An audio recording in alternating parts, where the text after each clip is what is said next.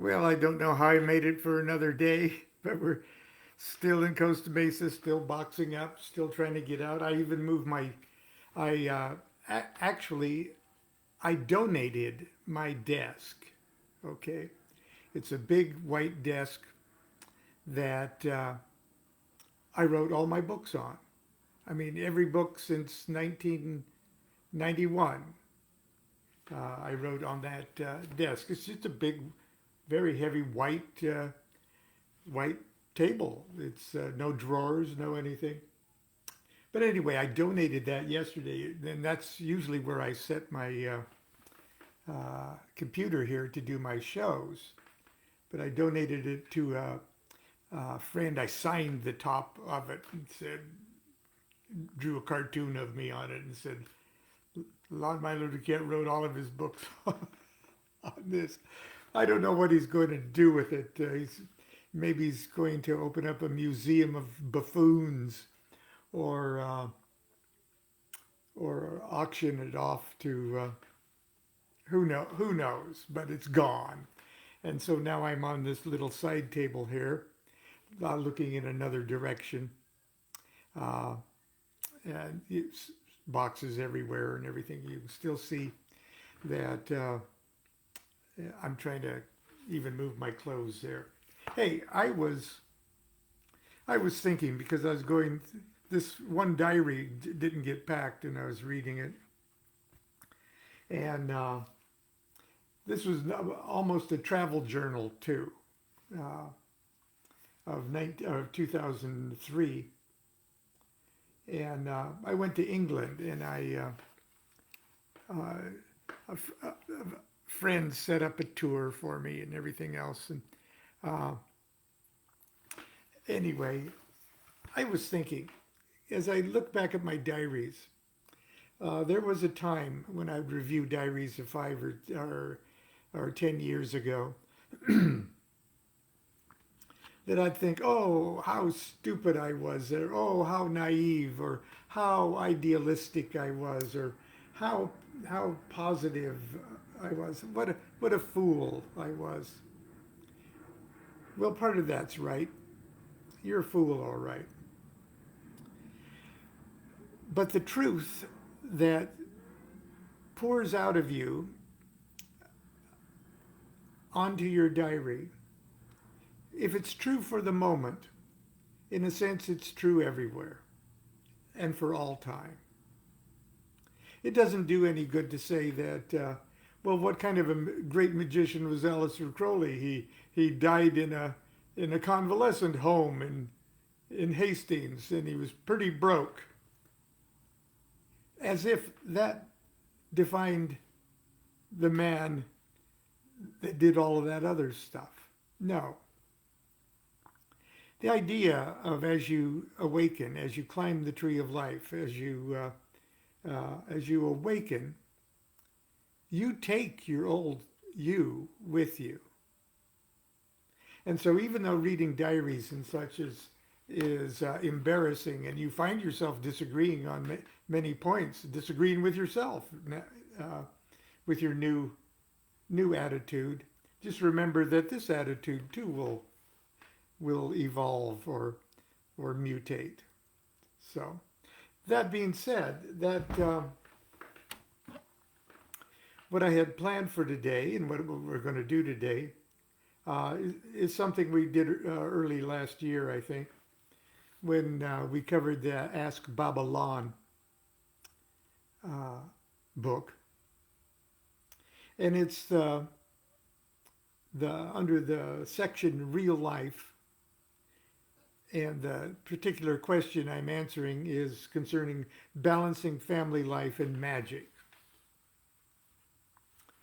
The reason it struck me is because, for everybody, moving is a very traumatic experience. And Constance and I had 22 years to get very set in our way, and even in our uncomfortableness, found a comfort zone. And all of that is being completely upset, uh, it's a bit of a nightmare. We're traveling 500 miles and it's 106 degrees there. And, almost everywhere where we turned, we're asking ourselves, wow, where did we fail? Uh, but anyway, reading this was sort of ironic for me. So I'm going to share with you.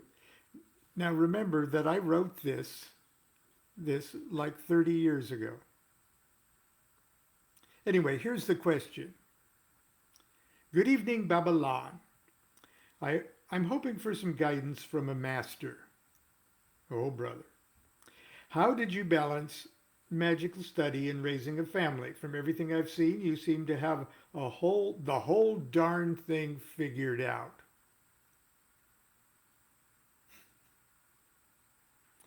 I don't even have a family yet I struggle with maintaining a balance between my esoteric studies and my work at regular living. I can't even imagine adding a parent-teacher meeting, soccer, etc., let alone introducing the idea of Thelema to children while surrounded by conservatives. I would love to know what your secret is here. I love my esoteric work. I love my job. I don't mind being alone at work. But it must be unhealthy to the degree I found myself in. That's what his letter says. I'm sure I'm not the only one looking to find out how to balance this, and you seem to have done it as masterfully as anything else. Any advice would be sincerely appreciated. Yours respectfully, name withheld. Dear name withheld, you ask an excellent question, but I'm afraid you have begun with a defective observation. I don't have the whole thing figured out. I do not have it figured out in my youth, or I did not have it figured out in my youth. I do not presently have the whole thing figured out, nor is it likely I will ever have the whole thing figured out. As a matter of fact, the older I get, the less about life I seem to understand, and the less important the understanding it all seems to be. I must also add that the older I get, the more I simply appreciate the entire experience for whatever it is. My attitude might be the result of creeping senility, or it might be the onset of that degree of illumination I once upon a time convinced myself was the only goal in life worth striving for.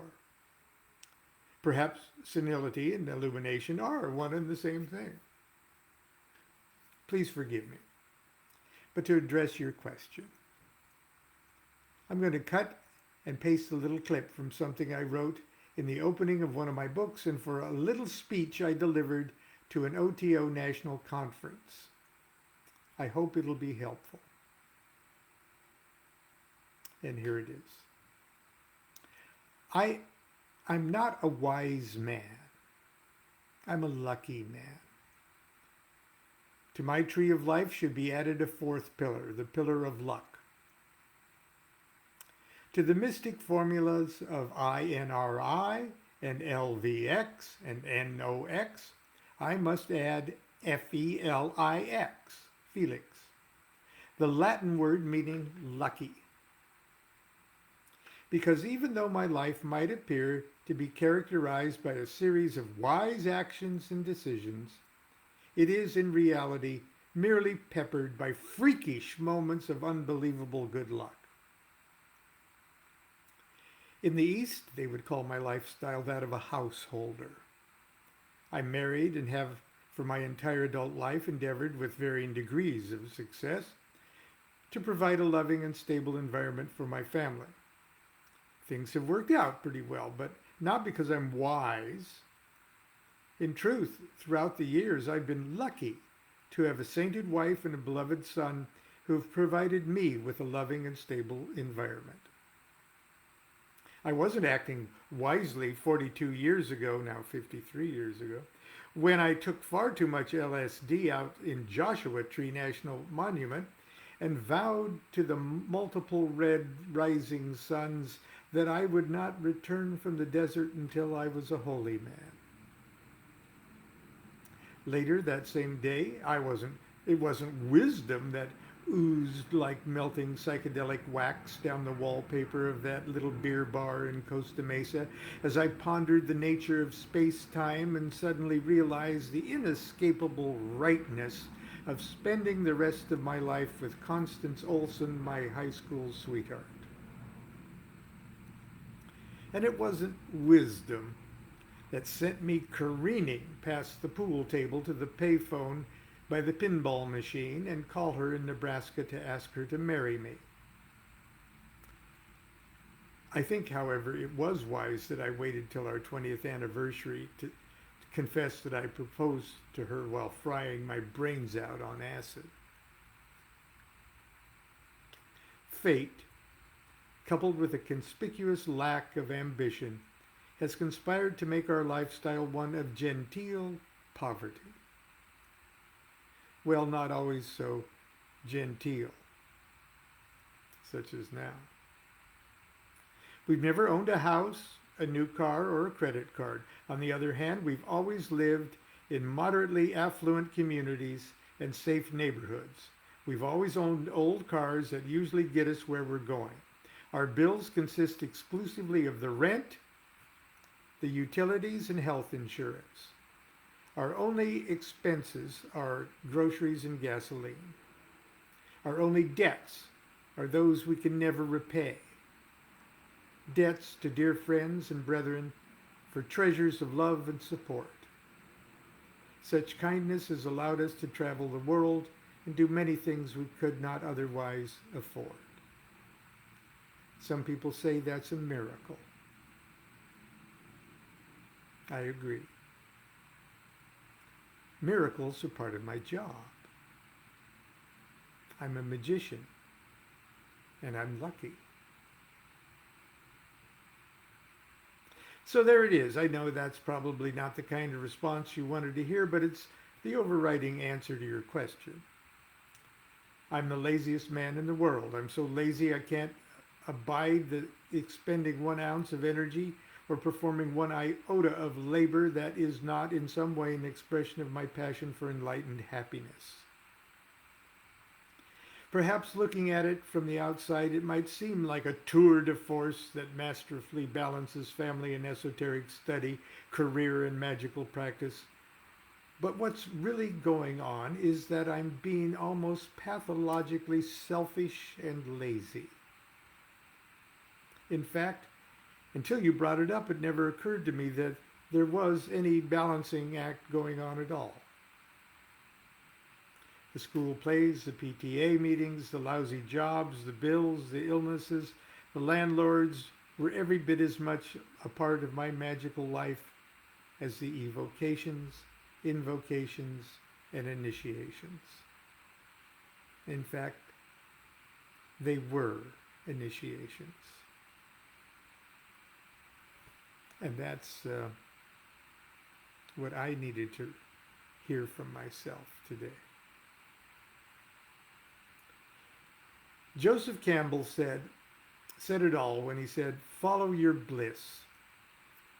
Follow your bliss and the balancing act will take care of itself.